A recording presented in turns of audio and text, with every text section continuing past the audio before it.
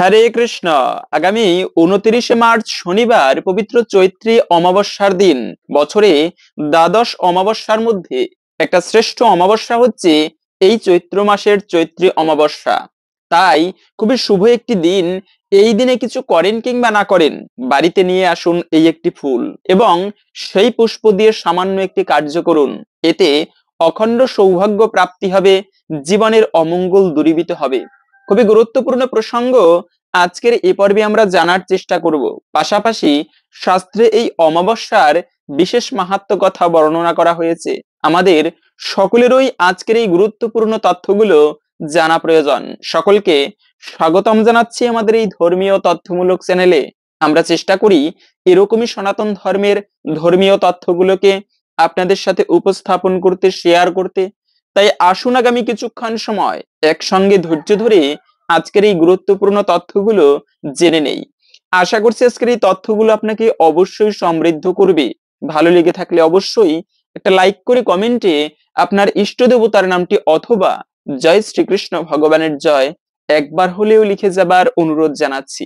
অমাবস্যা তিথি অত্যন্ত শুভ দিন। যদিও আমরা অমাবস্যায় চতুর্দিক অন্ধকার থাকে, আর অন্ধকার মানে একটা ভয়ের সময়। হ্যাঁ, অমাবস্যার সময় অনেক কার্য করা যায় এবং অশুভ শক্তির একটা প্রাদুর্ভাব ঘটে ওই সময়ে। তথাপিও এই অমাবস্যা তিথি সাধনা করার জন্য একটা শ্রেষ্ঠ দিন। পূর্ণিমা এবং অমাবস্যা, জোয়ার এবং ভাটা দুটি বিষয় রয়েছে নদীতে বা প্রকৃতিতে। প্রত্যেকটা মানুষের জীবনীতেও তেমনি এক সময়ে জীবনের ঊর্ধ্বপ্রাপ্ত হয়, মানে সকল কিছু বৃদ্ধি প্রাপ্ত হয় এবং এক সময়ে ক্ষয় হতে থাকে। তো ঠিক তেমনি এই পূর্ণিমা এবং অমাবস্যা এটি মাসের মধ্যে দুটি গুরুত্বপূর্ণ শুভ তিথি। পূর্ণিমার দিনে বলা হয়েছে মানুষের নদীতে যেরকম জোয়ার ভাটা হয়, মানুষের জীবনীতেও তেমনি জোয়ার ভাটা হয়।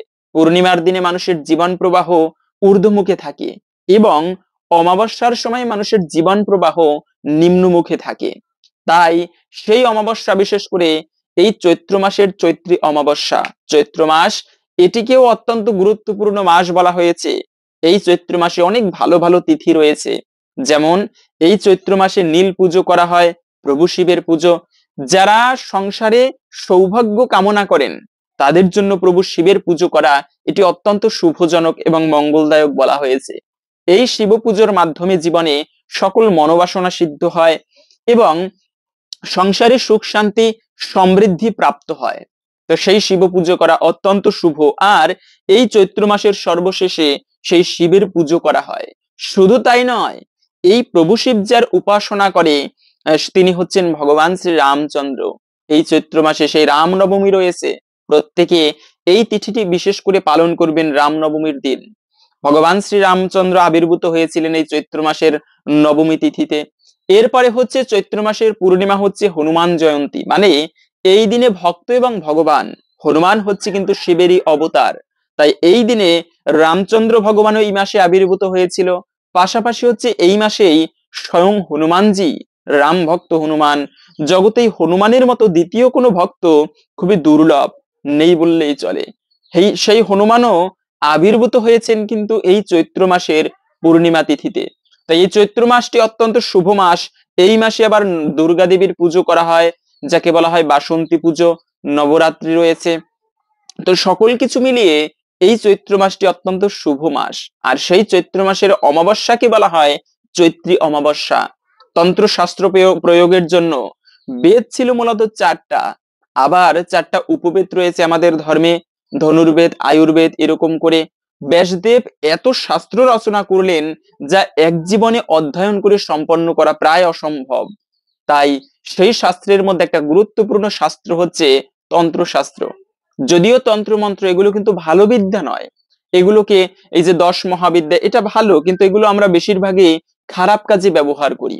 10 মহাবিদ্যা, বশীকরণ, এইসব মানে বিভিন্ন যে তন্ত্রবিদ্যা রয়েছে, এই তন্ত্রবিদ্যা হচ্ছে অনেক সময় নিজের ভালো কাজের জন্য প্রয়োগ করা উচিত, কিন্তু আমরা তন্ত্রবিদ্যা শিখে কি করি, আমার নিজের স্বার্থ সিদ্ধির জন্য সেই তন্ত্রবিদ্যা প্রয়োগ করি। তন্ত্রমন্ত্র এজন্য ভালো নয়। এবং এই অমাবস্যার দিনে বেশিরভাগই সেই তন্ত্রবিদ্যা প্রয়োগ করা হয় অমাবস্যার সময়ে। এই সময়ে একটা অশুভ শক্তির, সেজন্য গর্ভবতী মায়েদের জন্য বিশেষ করে বলা হয়েছে কখনো একাকী নির্জন স্থানে যেতে নেই। সন্ধ্যার পরে উচুল খোলা রেখে উঠোনে বসতে নেই, বাড়ির বাহিরে বেরোতে নেই, এটিকে অশুভ এবং অমঙ্গলের বলা হয়েছে। তো এই বিষয়গুলো খেয়াল রাখতে হবে। তো আমরা প্রথমত জেনে নিচ্ছি এই অমাবস্যা তিথি কতক্ষণ থেকে কতক্ষণ থাকবে। মূলত 2 দিন অমাবস্যা তিথি থাকবে। তো অমাবস্যা শুরু হবে মূলত আগামী 28শে মার্চ শুক্রবার রাত 7টা 1 মিনিট থেকে, থাকবে মূলত 29শে মার্চ শনিবার বিকাল 4টা 51 মিনিট পর্যন্ত। এই সময়টুকুর মধ্যে এই পবিত্র সেই চৈত্রী অমাবস্যা তিথি থাকবে। সেজন্য উদয়া তিথি মেনে আমাদের এই অমাবস্যা পালন করতে হবে আগামী 29শে মার্চ শনিবার। তো এই দিনটি আপনারা পালন করবেন। যারা কালী পুজো করবেন তারা কখন পুজো করবেন মনে রাখবে, অনেকে আছে কালী পুজো করে বেশিরভাগ অমাবস্যাতেই, সেক্ষেত্রে কালী পুজো অমাবস্যাতেই করতে হয়। কালী পুজো এটা অত্যন্ত শুভ একটি পুজো। মা কালী সহজেই তার ভক্তদের জগৎ জননী বলা হয়েছে কালিকা দেবীকে। সেই কালিকা মাতা খুবই শুভ প্রীত হয় অমাবস্যাতে তার পুজো করার ফলে। তো সেই পুজো যারা করবেন তারা হচ্ছে আপনারা আগের দিনে অমাবস্যা থাকাকালীন পুজো করতে হয়। আবার নিয়ম রয়েছে গভীর রাত্রে কালী পুজো করতে হয়, রাত্র 12টার দিকে। তো এজন্য যারা কালী পুজো করবেন তারা আগের দিনে আপনারা শুক্রবারে পুজো করবেন গভীর রাত্রে, অথবা সন্ধ্যাকালেও পুজো করতে পারেন কালী পুজো, ভালো কোনো ব্রাহ্মণ দিয়ে যদি সেইভাবে করান, না হলে নিজেরাও করতে পারেন। এবং অনেকে প্রশ্ন করে যে অমাবস্যাতে কি উপবাস করতে হবে? যেমন পূর্ণিমাতে অনেকেই উপবাস করে, বৃহস্পতিবারে উপবাস করে। সেক্ষেত্রে কথা হচ্ছে এই অমাবস্যার দিনে উপবাস করতেই হবে কিনা। না, মনে রাখবে অমাবস্যাতে এমনি আপনি ভালো ভালো তিথি রয়েছে অনেক, রামনবমী, তারপরে নীলকণ্ঠ পুজোর দিন, শিব পুজোর দিন, তারপরে হচ্ছে আপনি হনুমান জয়ন্তী, এই সমস্ত দিনে উপবাস করতে পারেন। কিন্তু অমাবস্যাতে উপবাস করতেই হবে এরকমটা নয়। আপনি এই দিনে ভগবানের প্রসাদ গ্রহণ করুন। আর এই প্রসাদের এত মহিমা, প্রসাদে সর্বদুঃখানাম হানিরস্য প্রজায়তে, প্রসাদের মাধ্যমে সমস্ত দুঃখ দূরীভূত হয়। বিশেষ কিছু শুভ দিনে আপনি এই অমাবস্যায় ব্রত করতেই হবে এরকমটা কোনো শাস্ত্রে বলা হয়নি, তবে করলে করতে পারেন, কিন্তু প্রসাদ গ্রহণ করা উচিত। অমাবস্যাতে মনে রাখবে ভুলেও কিছু কাজ কখনো করা উচিত নয়। তার মধ্যে প্রথমত হচ্ছে কখনো আমিষ খাবার ভক্ষণ করতে নেই। যে ব্যক্তি পূর্ণিমা এবং অমাবস্যায় মাছ মাংস ভক্ষণ করে তাকে মহাপাপের ভাগী হতে হয়। তাই একজন ব্রাহ্মণ উনি প্রশ্ন করেছেন আমাদেরকে যে পেটের মধ্যে কি ধর্ম থাকে? না, পেটের মধ্যে ধর্ম নয়, কিন্তু ধর্ম হচ্ছে চেতনায়। আমি কেমন খাবার খাবো গ্রহণ করব, এর মাধ্যমে আমাদের চেতনার পরিবর্তন হয় খাবারের মাধ্যমে। যেমন পশু পাখি যারা হিংস্র জানোয়ার এরা কিন্তু মাছ মাংস খায়, আবার যারা সাত্ত্বিক খাবার গ্রহণ করে এরা কিন্তু এই জানোয়ারের মতো হিংস্র নয়। গাভী, তারপরে হচ্ছে ছাগ, তারপরে হরিণ, হাতি, এরা কিন্তু ওই সমস্ত প্রাণীর মতো হিংস্র নয়। তাই সাত্ত্বিক খাবার, যে যেমন খাবার গ্রহণ করে তার চেতনা তেমনি হয়। ভগবান শ্রীকৃষ্ণ গীতার মধ্যে বললেন যে সাত্ত্বিক খাবার যারা গ্রহণ করে, অতিরিক্ত লবণ নয়, লবণাক্ত নয়, অতিরিক্ত ঝাল নয়, অতিরিক্ত মশলাদার নয়, এই সমস্ত খাবার যারা গ্রহণ করে তাদের হচ্ছে শরীরটা সুস্থ থাকে, নিরোগ থাকে। আর যে ব্যক্তি বেশি মাছ মাংস গ্রহণ করে এতে ভয়ানক ক্যান্সার হয়। এই যে হাঁসের মাংসে এতটা কোলেস্টেরল, ক্ষতিকারক ক্যান্সারের সৃষ্টি হয়। তেলাপিয়া মাছে, এগুলো প্রামাণিক বৈজ্ঞানিক ভাবেও। তাই বেশিরভাগই বলা হয়ে থাকে, ডাক্তারেরাও বর্তমানে বলছেন বেশি বেশি শাকসবজি খাবে, ফলমূল আদি বেশি গ্রহণ করবে। মূলত পেটের মধ্যে ধর্ম নয়, কিন্তু সেই খাবারের মাধ্যমে আমাদের চেতনার পরিবর্তিত হয়। আর শুদ্ধ চেতনা না হলে সাধনায় সহজে অগ্রসর হওয়া যায় না। সেজন্য সাত্ত্বিক খাবার গ্রহণ করা উচিত। এবং স্পষ্ট বলা আছে পূর্ণিমা অমাবস্যাতে যে ব্যক্তি আমিষ খাবার ভক্ষণ করবে সে ব্যক্তিকে মহাপাপের ভাগী হতে হয়। সেজন্য এই অমাবস্যায় মূলত আপনারা ভুলেও কখনো মাছ মাংস আদি খাবার ভক্ষণ করা উচিত নয়। দ্বিতীয়ত হচ্ছে তাহলে কি গ্রহণ করতে হয়? প্রসাদ। মনে রাখবে জন্য পদ্ম পুরাণের কথা, যে মহাপ্রসাদে গোবিন্দে নাম ব্রহ্মণী বৈষ্ণবে স্বল্প পুণ্যবাতাম রাজন বিশ্বাস নৈব জায়তে। যারা হচ্ছে অল্প পুণ্যবান, যাদের পুণ্য ততটা বেশি নয়, স্বল্প পুণ্যবান, তাদের বিশ্বাস আসে না, বিশ্বাস নৈব জায়তে। 4টা জিনিসের প্রতি ভক্তি আসে না, তাদের বিশ্বাস আসে না। তার মধ্যে একটা হচ্ছে মহাপ্রসাদ। ভগবানের প্রসাদে তাদের ভক্তি হয় না, বিশ্বাস হয় না। কিন্তু মনে রাখবে সেই প্রসাদ গ্রহণ করলে জীবনের অমঙ্গল কেটে যায়। শুধু তাই নয়, ভোগ দর্শনে দুর্ভাগ্য দূরীভূত হয়। ভগবানকে যে ভোগ নিবেদন করা হয় সেই ভোগ দর্শন করলে ভক্তদের দুর্ভাগ্য কেটে যায়। তাই ভোগ দর্শন করতে হয়, প্রসাদ গ্রহণ করতে হয়, এটি অত্যন্ত শুভ। জগতে সৃষ্টির সময়ে, সৃষ্টির পরে কিন্তু এই প্রসাদ ছিল না। ভগবান সবাইকে প্রসাদ বিতরণ মানে প্রসাদ দিত না। তো মা লক্ষ্মী কি করতো, ভগবানকে ভোগ নিবেদন করতো সেই বৈকুণ্ঠ লোকে। ভগবান বিষ্ণু প্রসাদ পেয়ে কিছুটা রেখে দিত। তো ওই সময় প্রতিদিন নারদ মুনি নারায়ণ গান গাইতে গাইতে বৈকুণ্ঠে যেত প্রভু বিষ্ণুর কাছে। সেখানে ভগবান বিষ্ণুর কাছে কতবার প্রসাদ চাইলো, তার উচ্ছিষ্ট অধরামৃত প্রসাদ, কিন্তু বিষ্ণু কখনো দিত না। এই প্রসাদ কবে থেকে কিভাবে এই জগতে আসলো সেটার কাহিনী। তো ওই সময় ভগবান বিষ্ণু নারদ মুনিকে প্রসাদ দিত না এবং মা লক্ষ্মীকে পর্যন্ত নিষেধ করলেন যে দেবী, তুমি আমার এই উচ্ছিষ্ট অধরামৃত কাউকে দিবে না, একমাত্র তুমি গ্রহণ করবে। তো প্রভু সেই নারদ অনেকবার গিয়েছে, কিন্তু মা লক্ষ্মীও দিতে পারেনি। কেন? প্রভুর আদেশ রয়েছে। তো অনেক বায়না করার পরে নারদজির তখন মা লক্ষ্মী এই সেই নারদ মুনিকে বললো যে দেখো, তুমি একদিন লুকিয়ে এসো, তোমাকে আমি প্রসাদ দিব। ঠিক আছে, পরের দিনে লুকিয়ে গেল। তখন নারদ মুনিকে এই সেই থালার অবশিষ্ট প্রসাদ সেই নারদ মুনিকে দিয়েছিল, এবং নারদ মুনি একেবারে দিব্য আনন্দে যখনই সেই প্রসাদ গ্রহণ করেছে, তার শরীরের রূপ পরিবর্তন হয়ে গিয়েছে, দিব্য রূপ হয়ে গিয়েছে। তিনি আনন্দে ভগবানের প্রসাদ গ্রহণ করেছেন। এত আনন্দ হচ্ছে তার, দিব্য আনন্দে নৃত্য করতে করতে, নারায়ণ গান করতে করতে সেই শিবলোকের কৈলাস পর্বতের উপর দিয়ে যাচ্ছিল। তো এটা শিব ধ্যান করতেছিল, হঠাৎ তার ধ্যান ভঙ্গ হয়ে গেল। নারদকে দেখে তো অবাক, আরে নারদকে খুশি দেখেছি, কিন্তু এতটা খুশি জীবনে কখনো দেখিনি। নারদ মুনিকে ডেকে বলল যে ভাই, তুমি এত প্রসন্ন কেন? প্রভু শিবেরই ভাই হচ্ছে নারদ। তখন নারদ বলল যে প্রভু কি বলবো, আজকে আমি স্বয়ং ভগবান শ্রী বিষ্ণুর প্রসাদ পেয়েছি, তাই আমার এত আনন্দ হচ্ছে। এই আনন্দ হৃদয় থেকে আপনা আপনি হচ্ছে। কিভাবে হচ্ছে আমি নিজেও উপলব্ধি করতে পারছি না। আমি ভগবান বিষ্ণুর প্রসাদ পেয়েছি, এটি চরম সৌভাগ্যের। তাই আজকে আমি নৃত্য করছি, আনন্দে গান গাইছি, দেখুন আমার শরীরের দিব্য রূপ হয়ে গিয়েছে। তখন ভগবান সেই প্রভু শিব দুঃখ করতে লাগলো, আরে নারদ, তুমি একা সেই প্রসাদ গ্রহণ করলে, আমাকে একটুকু দিলে না? তখন নারদ মুনি বলল, না তো, আমি সব গ্রহণ করেছি। কেন? আমাকে দিয়েছে সেই প্রসাদ, আমি খেয়াল ছিল না। তখন প্রভু শিব দেখলো যে নারদের হাতে একটুকু প্রসাদ লেগে আছে।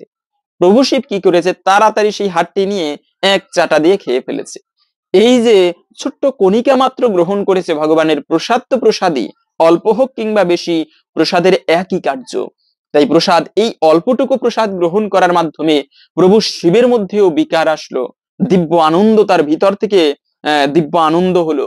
সেই প্রভু শিব আনন্দে ডঙ্কা বাজাতে লাগলো, ডুমরুধ্বনি উচ্চারণ করতে লাগলো, প্রলয় নৃত্য শুরু করলো আনন্দে। পৃথিবী কম্পিত হচ্ছে। মা পার্বতী মনে মনে ভাবলো, প্রভু শিবের আবার এ কোন ভাবের উদয়? আরে, সে তো ধ্যানে বসেছিল, এখন আবার কি হলো? পার্বতী প্রভু শিবের কাছে গিয়ে নারদ মুনি এবং শিবকে দেখলো দুজনই নৃত্য করে। দুজনকে থামিয়ে প্রশ্ন করলো, আরে তোমরা কেন এভাবে নাচানাচি করছো? তখন সেই নারদ মুনি বলল যে মা, যে পার্বতী দেবী, কি বলবো, আমি ভগবান বিষ্ণুর প্রসাদ পেয়েছি, প্রভু শিবও সেই প্রসাদ গ্রহণ করেছে। তখন মা পার্বতী এই কথা শোনার পরে মা পার্বতী দুঃখ করলো, আরে তোমরা দুই ভাই সেই প্রসাদ গ্রহণ করলে, আমার জন্য একটুকু রাখলে না? মা পার্বতী অভিমান করে দুঃখ করে বসে রইলো। ঘরানি, ঘরের স্ত্রী অভিমান করেছে, প্রভু শিব এখন কি করবে, তাদের তো প্রসাদও নেই। তখন মা পার্বতী রেগে গিয়ে সেই ভগবান বিষ্ণুর তপস্যা শুরু করলেন যে আমি একা নয়, শুধু জগৎবাসী এই প্রসাদ পাবে, আমি এমন কার্য করব, তোমরা তো আমাকে প্রসাদ দিলে না। তখন অনেক বছর সাধনা করার পরে, অনেক কষ্ট ক্লিষ্ট সাধনের পরে ভগবান বিষ্ণু প্রসন্ন হয়েছিল মা পার্বতীর প্রতি। এসে বলল, দেবী, তোমার সাধনায় আমি প্রসন্ন, বলো তুমি কি বর চাও? তখন মা পার্বতী বলেছিল যে প্রভু, এই যে তোমার প্রসাদ, এই প্রসাদ শুধু আমি একা নয়, যেন জগতের সবাই গ্রহণ করতে পারে, সবাই যেন এই প্রসাদ গ্রহণ করে উদ্ধার প্রাপ্ত হতে পারে। সেই থেকে মূলত ভগবান মা পার্বতীকে আশীর্বাদ করেছিল, তাহলে আমি কথা দিলাম, কলিযুগে আমি জগন্নাথ রূপে পুরীধামে অবস্থান করব, এবং দেবী তুমি বিমলা রূপে সেই মন্দিরের পাশেই অবস্থান করবে। প্রতিদিন আমার ভোগ হবে, তারপরে সেই প্রসাদ তোমাকে দেওয়া হবে, এবং তারপরে সেই প্রসাদ সমস্ত জগৎবাসী গ্রহণ করবে। এভাবে যে ব্যক্তি সেই প্রসাদ গ্রহণ করবে, তিনি জন্ম মৃত্যুর চক্র থেকে উদ্ধার প্রাপ্ত হতে পারবে। তাই সেই ভগবানের প্রসাদ এটি মহাপুণ্যময়, পুণ্যময় নয় শুধু, পুণ্য বললে ওটা অপরাধের হবে। ভগবানের যে প্রসাদ, এটি চরম সৌভাগ্যের প্রসাদ। প্রসাদ শব্দের অর্থই হচ্ছে কৃপা। তাই ভগবানের প্রসাদ প্রত্যেকের প্রতিদিন গ্রহণ করা উচিত। এতে জীবনে পরম মঙ্গল সাধিত হয়। অন্তত পক্ষে এই চৈত্র মাসের চৈত্রী অমাবস্যার দিনে আপনারা ভগবানের প্রসাদ গ্রহণ করবেন। পাশাপাশি হচ্ছে, যা তো আমরা প্রথমেই বলেছি যে কালী পুজো দিবেন। যারা, সবার তো আর ভক্তি নেই কালী মায়ের প্রতি, যারা ভগবান বিষ্ণুর পুজো করে তারা তো ভগবানের পুজো করবেন। জগতে ভগবানের পুজোর উপরে কোনো পুজো নেই, এটি সর্বোত্তম। তথাপিও অনেকে আছে মা কালীর ভক্ত, সেক্ষেত্রে আপনারা এই কালী পুজো দিবেন। কেননা এই কালী মায়ের পুজো করা অমাবস্যা পূর্ণিমায়, বিশেষ করে অমাবস্যা তিথিতে, এটি অত্যন্ত মঙ্গলজনক। এবং একটা মনস্কামনা ভগবান বিষ্ণুকে জানালে ভগবান কিন্তু সহজে প্রসন্ন হয় না, বরং মানে সহজে তার ভক্তদের মনস্কামনা পূরণ করে না ভগবান। কিন্তু যদি কালী মায়ের কাছে সেই মনস্কামনা বলা হয়, পুজো করা হয়, এর ফলে অল্পতেই কিন্তু সেই ভক্তের মনস্কামনা পূর্ণ হয়ে থাকে। তাই উচিত আমাদের, এই উচিত বলতে সবাই নয়, যারা কালী মায়ের প্রতি ভক্তি রয়েছে তারা আপনারা অন্তত পক্ষে এই অমাবস্যার দিনে কালী পুজো না করলেও আদ্যাস্তোত্র পাঠ করবেন বা জপ করবেন। মানে খুবই ভালো এই স্তোত্রটা। নৌকায়াম সংকটি যুদ্ধে পঠনাজ্জয় বাপনুয়াদ লিখিতা স্থাপয়েদ গিয়ে হে নাগ্নি চৌর ভয়াম কচিত। নৌকায় গিয়ে সেই ভয়ানক ঝড়ের কবলে পড়লে, যে কোনো প্রকার বিপদে পড়লে, যুদ্ধে গিয়ে এই মন্ত্র উচ্চারণ করলে সে ব্যক্তির মা কালীর কৃপায় তার উদ্ধার প্রাপ্ত হয়।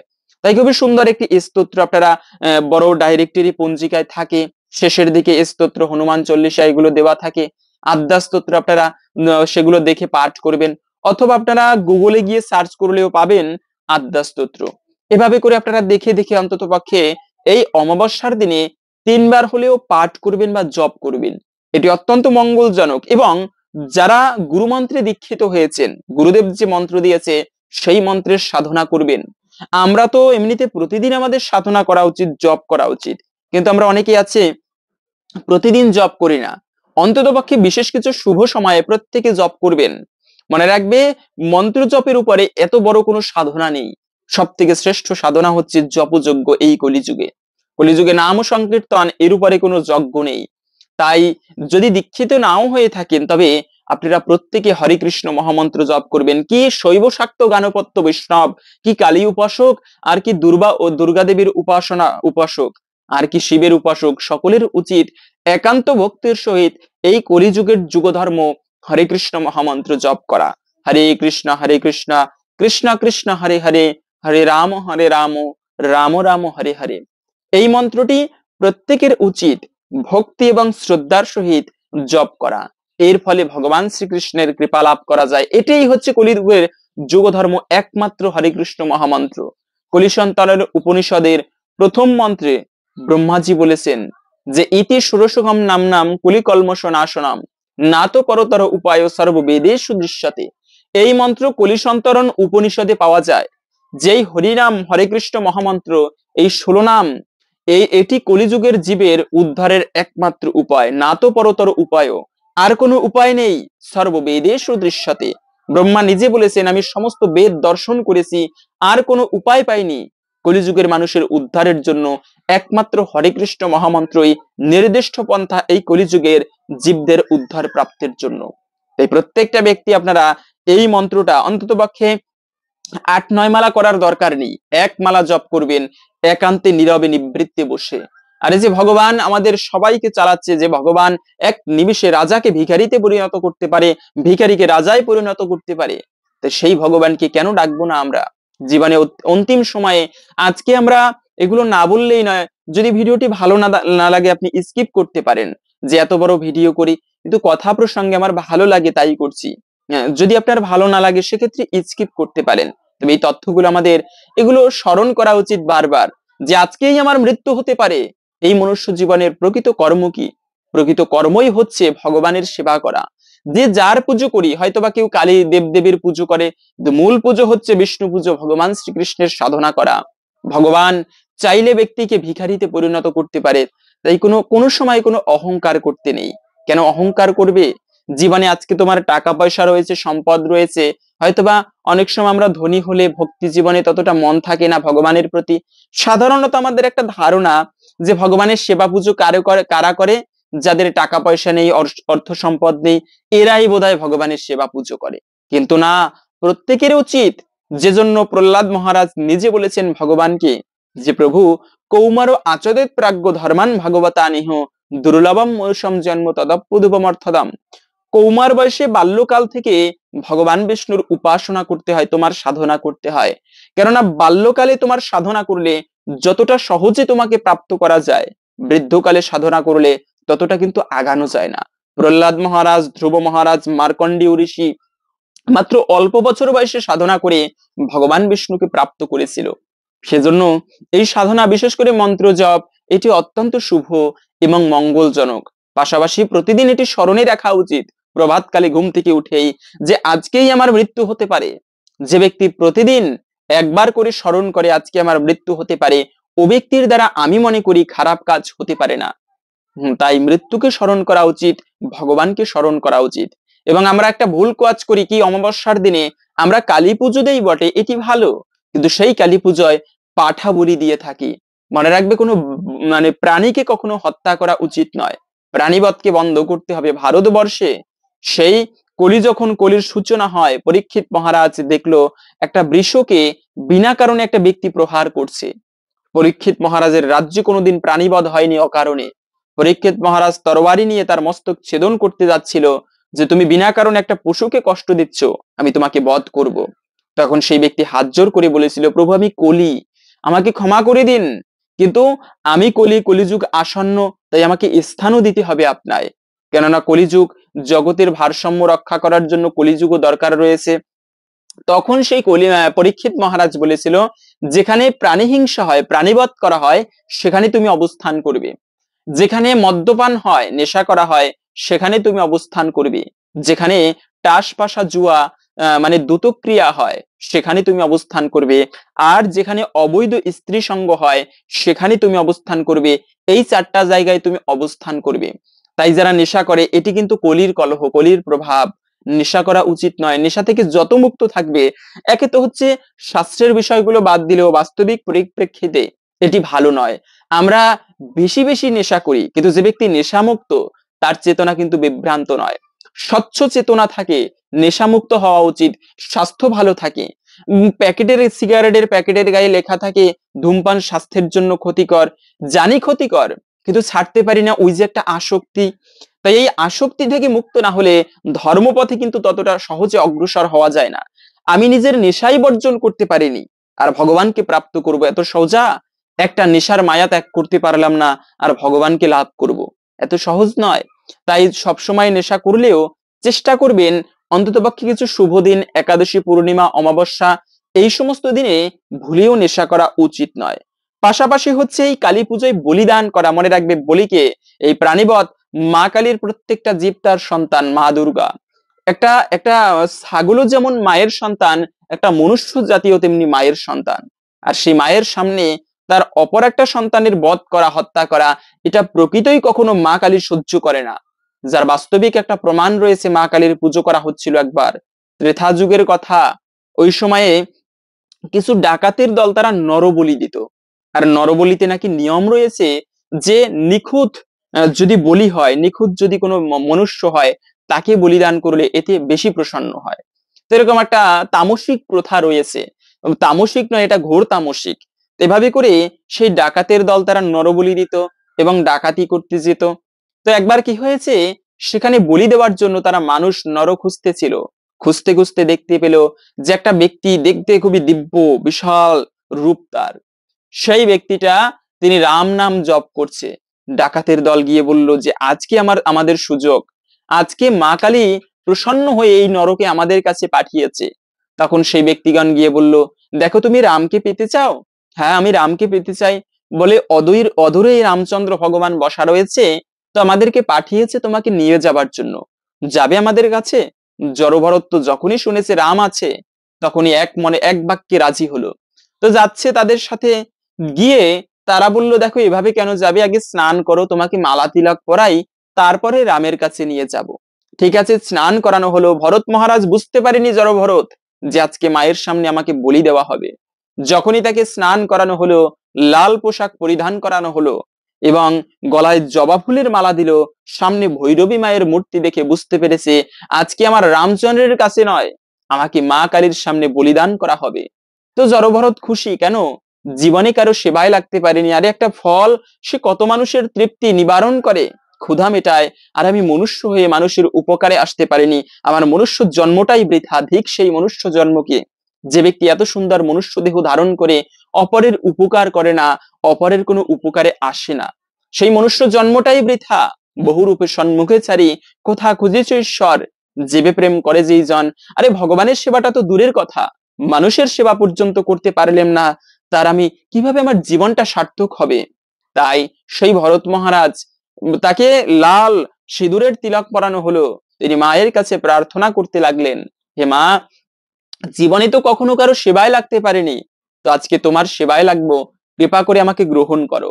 কিন্তু অবাক করা বিষয়, যখনই সেই ডাকাত সর্দার মায়ের খড়গ দিয়ে ভরত মহারাজকে বলি দিতে যাবে, ভিতর থেকে বিকট শব্দে মায়ের মূর্তি ভেদ করে স্বয়ং মা কালী ভৈরবী দেবী আবির্ভূত হলো। চণ্ডমুণ্ডবাদী দেবী, রক্তবীজ বিনাশিনী, নিশুম্ভ শুম্ভ মথিনী, মধু কৈটব ঘাতিনী। চণ্ডমুণ্ড দেবী, তিনি চামুন্ডা দেবী বেরিয়ে এসে সমস্ত ডাকাতদের মস্তক ছেদন করে সবাইকে বধ করলেন, একা ভরতকে রক্ষা করলেন। ভরত মহারাজের কাছে ক্ষমা চাইলেন। এ হচ্ছে মা, প্রকৃতই কখনো সহ্য করে না কালিকা দেবী তার সামনে অপর কোনো সন্তানকে বধ করা। তাই বলিদান করা উচিত কিসের? হ্যাঁ, বলি দিতে হবে, এর একটা নিয়ম রয়েছে। কিন্তু বলিদান, প্রকৃত শুদ্ধ সাত্ত্বিক বলিদান হচ্ছে নিজের মনের খারাপ কামনা বাসনাকে বলি দিয়ে দাও, মায়ের চরণে সমর্পণ করো। হে মা, আমার সমস্ত খারাপ কামনা বাসনা দূর করো, আজকে তোমার চরণে বলি দিয়ে গেলাম, যেন আমার মধ্যে কোনো খারাপ বাসনা না আসে, কোনো প্রাণীকে দেখে হিংসা না করি, কোনো অসৎ কার্য না করি, আমি যেন তোমার কৃপায় শুদ্ধ হতে পারি, আমার সমস্ত অশুভ বিষয়কে বধ করে দাও। এরকম হচ্ছে প্রকৃত বলিদান। আর সেই বলিদান অমাবস্যার দিনে আপনারা করা উচিত নয়, এটিকে অশুভ বলা হয়েছে। পাশাপাশি হচ্ছে এই অমাবস্যা শুধু নয়, যে কোনো অমাবস্যাতেই পিতৃতর্পণ করা, এটি অত্যন্ত সৌভাগ্য এবং মঙ্গলের বলা হয়েছে। পিতৃতর্পণ পুত্রার্থে ক্রিয়েতে ভার্যা পুত্রপিণ্ড প্রয়োজনম, পুত্র সন্তান এটি হচ্ছে এমন ধন, জগতে টাকা পয়সা কি সম্পদ, রূপ কি সম্পদ, এর থেকে সব থেকে বড় সম্পদ হচ্ছে একটা পুত্র সম্পদ। এত বড় সম্পদ কোথাও পাবে না। কেন? পুত্র সম্পদ এমন, যার দ্বারা পিতৃপুরুষ বা পিতামাতা ইহজগতে সমৃদ্ধ হতে পারে এবং পরজগতে সৌভাগ্যের সহিত তারা নরকে গেলেও সেই পুত্রের ধর্ম বলে তারা উদ্ধার প্রাপ্ত হয়ে স্বর্গে গমন করতে পারে। এ হচ্ছে পুত্র সম্পদ। যে বংশে একটা পুত্র সঠিকভাবে গড়ে তুলতে পারে, তার পিতামাতা ধন্য তাদের জীবন। সেজন্য আপনারা এই পুত্র সন্তানকে অত্যন্ত ভালোভাবে, অনেক সময় আমরা স্নেহ দিয়ে, যদিও আমিও একজন পুত্র, আমিও হয়তো বা এই বিষয়গুলো ততটা উপলব্ধি করতে পারি না, কিন্তু প্রকৃতই শাস্ত্রে বলা আছে সন্তানকে ছোটবেলা থেকে আমরা ছেলেকে ভালোভাবে মানুষ করতে করতে চেয়ে আদর দিয়ে এমন ভাবে যে তাকে সেই আদরে নষ্ট করে ফেলি। মনে রাখবে, ছেলে হোক, গুরু শিষ্য হোক কিংবা সন্তান, অতি আদরে সে কিন্তু বিগড়ে যায়। তাই কখনো বেশি আদর, শাস্ত্রে নিয়ম রয়েছে, চাণক্য পণ্ডিতের নীতি, যে লালয়েত পঞ্চবর্ষানি 10 বর্ষানি তারয়েত প্রাপ্তে তো 16 বর্ষে পুত্রম মিত্র বদাচরেত। 5 বছর পর্যন্ত সন্তানকে কিভাবে মানুষ করবে তার নিয়ম বলে দিয়েছে চাণক্য পণ্ডিত। সন্তানকে 5 বছর পর্যন্ত আদর যত্ন করে লালন পালন করবে আদরের সাথে, এবং যখনই পঞ্চম বয়স থেকে বৃদ্ধিপ্রাপ্ত হবে, তখন 5 বছরের পরে তাকে কঠোর শাসন করবে, ভালোভাবে মানুষ করার জন্য লেখাপড়া করাবে, তার ভুল ত্রুটিগুলো ধরিয়ে দিবে, সেইভাবে তাকে পরিচালিত করবে। এভাবে করে কঠোর শাসনের মধ্যে রাখতে হয়। 10 বছর 16 বছর পর্যন্ত কঠোর শাসনে তাকে রাখতে হয়। এরপরে গিয়ে 16 বছরের পরে থেকে তার সাথে বন্ধুর মতো আচরণ করতে হয়। সে কি ভালোবাসে, জীবনে কি ডিপ্রেশন রয়েছে, কিরকম একটা পরামর্শ দিলে বন্ধুর মতো সে আরেকটু ভালো আগাতে পারে, ছেলের সাথে সেরকম বন্ধুর মতো বিহেভ করা উচিত, ব্যবহার করা উচিত। এবং অবশ্যই এই 16 বছর লেখাপড়ার বয়সটায় তাকে কঠিন শাসন করতে হবে, যেন সে ভালোভাবে মানুষ হতে পারে। তার শুধু লেখাপড়া নয়, আমরা খাতা কলমে লেখাপড়া, আমাদের প্রকৃত যে একটা চেতনায় যে আমাদের একটা শিক্ষিত একটা ভাব, সেটা কিন্তু থাকে না। শিক্ষিত হলেই সে প্রকৃত শিক্ষিত নয়, সুশিক্ষায় শিক্ষিত, এটা একটা গুরুত্বপূর্ণ বিষয়। তার সকল বিষয় খেয়াল রাখতে হয়। ব্যক্তি যেন অতিরিক্ত অহংকারী না হয়, তার যেন জগতের সেবা করার একটা মনোভাব জাগে, সকল কিছু মিলিয়ে। এবং সারাদিনে যত ব্যস্ত থাকি সন্তানকে নিয়ে, সন্ধ্যাকালে ঠাকুর ঘরে বসতে হয়, ঠাকুরের সাথে সময় কাটাতে হয়। এভাবে করে জীবনে এই জগতেরও দরকার, পরজগতেরও দরকার, দুটি ব্যালেন্স করে চলতে হয়। আমরা শুধু এই জগতের দেখি, পরজগতের দেখি না, যে কারণে এহিও জগতে মনে রাখবে এটি হচ্ছে ক্ষণস্থায়ী, কিন্তু পরজগতের জন্য যা তুমি সঞ্চয় করবে তা হচ্ছে পরম সম্পদ। ওই সম্পদ কখনো ক্ষয় হয় না। সেজন্য এভাবে করে পুত্রকে লালন পালন করতে হয়। এবং এই পিতৃতর্পণ করা, সেই পুত্র যদি কোনো বংশে, এরকম একটা কথা রয়েছে, বংশে যদি হয় একজন, নিজেও তরিতে পারে তরাই কতজন। একজন পুত্র যদি বংশ সেইভাবে গড়ে তুলতে পারো, তবে সেই সন্তানের ধর্ম বলে সেই সহস্র বংশ পর্যন্ত, পিতৃপুরুষের শত সহস্রকুল পর্যন্ত উদ্ধার প্রাপ্ত হয়ে থাকে। ধন্য সেই কুল, যে কুলে আমার রামের মতো সন্তান এসেছে। ধন্য সেই পিতৃকুল, যে কুলে আমার চৈতন্যের মতো সন্তান এসেছে। তাই মা যদি সেই রকম হয়, তার সন্তানও সেই রকম হবে। পিতামাতা যেমন পিতামাতা, তার সন্তান তেমন হয়ে থাকে। পাশাপাশি হচ্ছে এই অমাবস্যার দিনে ভুলক্রমেও আর একটা কাজ কখনো করতে নেই, তা হচ্ছে রাগারাগি করতে নেই। ঝগড়া, চিৎকার, চেঁচামেচি, রাগারাগি, ঝই ঝামেলা, এগুলো যতটা সম্ভব এড়িয়ে চলবে। এগুলো ভালো নয়। কখনো ভালো জ্ঞানী মানুষ এগুলো পছন্দ করে না। হ্যাঁ, একটু প্রভাব প্রভাব থাকলেই আমরা ঝই ঝামেলা বেশি করে থাকি সাধারণত এরকমটা। কিন্তু প্রভাব থাকলেই ঝগড়া করতে হবে, ঝই ঝামেলা করতে হবে, এরকমটা সম্পূর্ণ মূর্খের চিন্তা। তাই কখনো রাগারাগি করা উচিত না। এটি লক্ষ্মীর সব থেকে অপছন্দ, অলক্ষ্মীর গুণ এটা। যারা সংসারে বেশি বেশি ঝগড়া করে, চিৎকার চেঁচামেচি করে, এগুলো যতটা সম্ভব এড়িয়ে চলবে। কিন্তু আর একটা বিষয় হচ্ছে যে তুলসী চয়ন, মনে রাখবে পূর্ণিমা অমাবস্যার দিনে তুলসী পত্র চয়ন করা উচিত নয়। হরির মস্তক ছেদন করলে যে পাপ হয়, সেই পাপের ভাগী হতে হয় যে ব্যক্তি পূর্ণিমা এবং অমাবস্যার দিনে তুলসী পত্র চয়ন করবে। তাই এগুলো কখনো করা উচিত নয়। পূর্ণিমা এবং অমাবস্যায় তুলসী চয়ন করা, শুধু তাই নয়, সূর্যাস্তের পরে, দুপুর বেলা, তারপরে অপবিত্র কাপড় পরে টয়লেটে গিয়েছে, হাত পা ভালো করে স্নান না করে, ধৌত না করে কখনো তুলসী বৃক্ষ স্পর্শ করতে নেই, তুলসী চয়ন করতে নেই। এবং তুলসী পত্র চয়ন করার পরে ক্ষমা প্রার্থনা করতে হয়। হে দেবী, তোমার এই মন্ত্র মানে পত্র চয়নকালে যদি কোনো অপরাধ হয়ে থাকে, কৃপা করে আমায় ক্ষমা করো। চয়নোদ্ভব দুঃখম চয়া ত্রিদি তব বর্তাতে তৎক্ষমস্য জগন্মাথ বৃন্দাদেবী নমস্তুতে। এভাবে মন্ত্র বলে তারপরে ক্ষমা প্রার্থনা করতে হয়।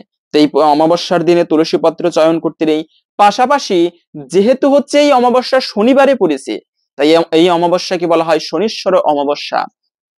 এই অমাবস্যার দিনে আপনারা, যাদের জীবনীতে শনির দশা রয়েছে, তারা আপনারা এই শুভ দিনে হনুমান চল্লিশা পাঠ করতে পারেন। কেননা শনিদেব নিজে বলেছেন, হে প্রভু, যারা তোমার ভক্ত হবে তাদের উপরে কখনো শনির প্রভাব খাটবে না। তাই হনুমান চল্লিশা পাঠ করা, অথবা শনিবারে দান করলেও কালো কম্বল, কালো তিল, কালো চপ্পল, কালো ছাতা, এই সমস্ত বিষয়, শনিদেবের প্রিয় রং হচ্ছে কালো, তো এই সমস্ত বিষয় দান করলেও জীবনীতে যদি শনির দশা থাকে বা শনির দোষ থাকে, সেই দোষ পর্যন্ত কেটে যায়। তো এইভাবে করে আপনারা শনিবারে হনুমান চল্লিশা পাঠ করা বা শনিবারে শনিদেবের উদ্দেশ্যে দান করা, এটিকেও অত্যন্ত শুভ এবং মঙ্গলজনক বলা হয়েছে। তো এখন আমরা জেনে নিচ্ছি ভিডিওর মূল প্রসঙ্গ। এই দিনে একটা পুষ্প দিয়ে বাড়িতে কোন কার্যটি করবেন, এতে জীবনের অমঙ্গল দূরীভূত হবে এবং অখণ্ড সৌভাগ্য প্রাপ্তি হবে। তবে তার পূর্বে শাস্ত্রে এই অমাবস্যা কিভাবে এসেছিল, কিভাবে জগতে এই অমাবস্যার কথা প্রচলিত হলো, শাস্ত্রে এই প্রসঙ্গে সুন্দর একটি ব্রত কথা বর্ণনা করা হয়েছে। আসুন এখন আমরা সেই প্রসঙ্গে জানার চেষ্টা করি। শ্রবণম মঙ্গলম, শ্রবণ করলে জ্ঞানের বৃদ্ধি হয় এবং ভগবানের প্রতি ভক্তির উদয় হয়। এজন্য সনাতন ধর্মে নববিধা ভক্তির প্রথমত হচ্ছে শ্রবণ করা। তাই আসুন আগামী কিছুক্ষণ সময় ধৈর্য ধরে এই অমাবস্যার ব্রত কথা শ্রবণ করি। এরপরে আমরা ভিডিওর মূল প্রসঙ্গ জেনে নিচ্ছি। শুরু করছি অমাবস্যার ব্রত কথা। এক গরিব ব্রাহ্মণের একটি ছেলে ছিল। ছেলেটি 16 বছরের হতেই ব্রাহ্মণ তার বিয়ে দিলেন। তারপর ছেলেটি একদিন কোথায় নিরুদ্দেশ হয়ে চলে গেল, তার বাবা মা ও বউ সব কেঁদে কেটে পাড়া মাথায় করলেন। কিছুদিন পরে ব্রাহ্মণেরও মৃত্যু হলো। ব্রাহ্মণী বউটিকে নিয়ে বহু দুঃখে কষ্টে কাল কাটাতে লাগলেন। একদিন একজন অতিথি এসে বলল, মা গো, আমায় 4টি ভাত দিবি মা? ব্রাহ্মণী বললেন, আমার এমন কি কপাল বাবা যে অতিথি সেবা করব। শাক ভাত আমার যা আছে 4টে খেয়ে যাও। বউ তেল এনে দিলেন। অতিথি তেল মেখে স্নান করে এলেন। তারপরে অতিথি বললেন, মা, তোমার ছেলের কাপড়খানি আমায় দাও না, আমি পরি। আর তোমার ছেলের খড়ম দুখানিও দাও। ব্রাহ্মণী কাঁদতে কাঁদতে খড়ম এনে দিয়ে বললেন, এই বাবা বুকে করে রেখেছি, তুমি ওই পরো। ভাত দিতে গেলে অতিথি বললেন, আমার তোমার ছেলের থালে ভাত দাও, আর সেই গ্লাসে জল দাও, তা না হলে আমি ভাত খাবো না। বউ তখন রাগ করে বলতে লাগলেন, অতিথিরা তো আবদার কেন, না খাবে নাই খাবে, চলে যাক। ব্রাহ্মণী বললেন, দাও বৌমা, থালা গিলাস বার করে দাও। ও থালায় আর কে খাবে, তবু অতিথি সেবা হলে সার্থক হবে। বউ রাগে গড়গড় করতে করতে থালা গিলাস বার করে দিলেন। অতিথি ভাত খেয়ে ঘরে বিছানায় শুয়ে বললেন, মা, তোমার বউকে পাঠিয়ে দাও, আমার একটুকু পা টিপে দেবে। বউ রাগ করতে লাগলেন। শাশুড়ি বললেন, যাও মা, অতিথি সেবা করলে পরকালে ভালো হবে। বউ যেমনি ঘরের ভিতরে গেলেন, অমনি আপনি কপাট বন্ধ হয়ে গেল। গিন্নি দরজা ঠেলাঠেলি করতে লাগলেন। বউ অনেক চেষ্টা করলেন, কিন্তু কিছুতেই দরজা খোলা গেল না। বউকে দুঃখিত দেখে অতিথি বললেন, তুমি কি আমায় চিনতে পারছো না? আমি যে তোমার স্বামী। ব্রাহ্মণের ছেলেটির নাম ছিল সূর্য। বউ তখন পদসেবা করতে লাগলেন। কিছুক্ষণ পরে বউকে সান্ত্বনা করে অতিথি চলে গেলেন। বউ বাহিরে এসে সব কথা শাশুড়িকে বললেন। আরো বললেন, মা, তিনি মধ্যে মধ্যে আসবেন। ব্রাহ্মণী তখন কর্তার উদ্দেশ্যে চিৎকার করতে লাগলেন। পাড়ার লোক সব জড়ো হলেও ঘটনা জানতে পেরে কেউ বা মুখ চাওয়াচাই করতে লাগলো, কেউ কেউ বা বিশ্বাস করতে লাগলো, আহা, সে যেখানে থাক বেঁচে থাক, আবার আসবে, কাঁদিস নে। এই বলে সবাই বাড়ি চলে গেল। তারপরে শাশুড়ি বউয়ে ভাত খেয়ে ওই সকল কথাই কইতে লাগলেন, দিনরাত সেই সূর্যের কথা। আবার একদিন সূর্য এসেছেন। যাবার সময় যখন চলে যান, তখন ব্রাহ্মণী চুপি চুপি পেছন পেছন যেতে লাগলেন। সূর্য পেছন ফিরে দেখে বললেন, মা, তুমি কোথায় যাচ্ছ? যাও মা, ঘরে ফিরে যাও। ব্রাহ্মণী বললেন, আজ আমি তোর সঙ্গে যাব। তুই কোথায় থাকিস আমি দেখে আসব। আমি খেতে পাই না, পরের মেয়ে বিয়ে করেছিস, তাকে নিয়ে আমি কি করব? সূর্য এক্সের আন্দাজ বড় বড় মুক্ত মায়ের কাপড়ে দিয়ে বললেন, যাও, ঘরে যাও, এতে তোমাদের অনেক দিন চলবে।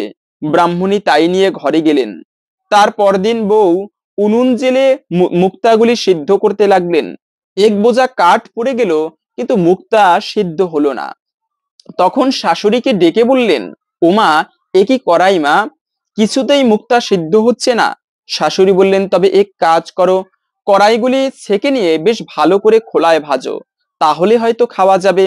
বউ তাই করলেন, কিন্তু তাতেও খেতে পারলেন না। তখন হামানদিস্তাতে কুটে সেই মুক্তা খেতে গেলেন, কিন্তু তাতেও খাওয়া গেল না। তখন সবগুলি মুক্তা নিয়ে সারকুড়িতে ফেলে দিলেন। সেদিন আর তাদের খাওয়া হলো না। আবার একদিন সূর্য এসেছেন। এসে দেখেন তাদের যে কষ্ট সেই কষ্ট। সূর্য বললেন, মা, তোমাকে যে ধন দিয়ে গেলাম, এর মধ্যে সব ফুরিয়ে গেল। ব্রাহ্মণী সেদিনকার সব ঘটনা বলতে বলতে কেঁদে ফেললেন। সূর্য বললেন, মা, সেগুলি কি করলে, কোথায় ফেলে দিয়েছো? গিন্নি বললেন, সার করে। তখন তিনজনে গিয়ে দেখেন সেখানে কতগুলি গাছ হয়েছে, তাতে রাশি রাশি মুক্তা ফলে আছে। সে সমস্তগুলি তুলে এনে মাকে বললেন, দেখো, এর এক একটি বাজারে বেচলে তোমাদের 6 মাসের খোরাক হবে। এ জিনিস সিদ্ধ করে খাবার নয়, কুটে ছাতু করেও খাবার নয়। এই বলে সূর্য চলে গেলেন। তারপর ব্রাহ্মণী মুক্তা বেচে বাড়ি করলেন, মন্দির প্রতিষ্ঠা করলেন, পুকুর প্রতিষ্ঠা করলেন।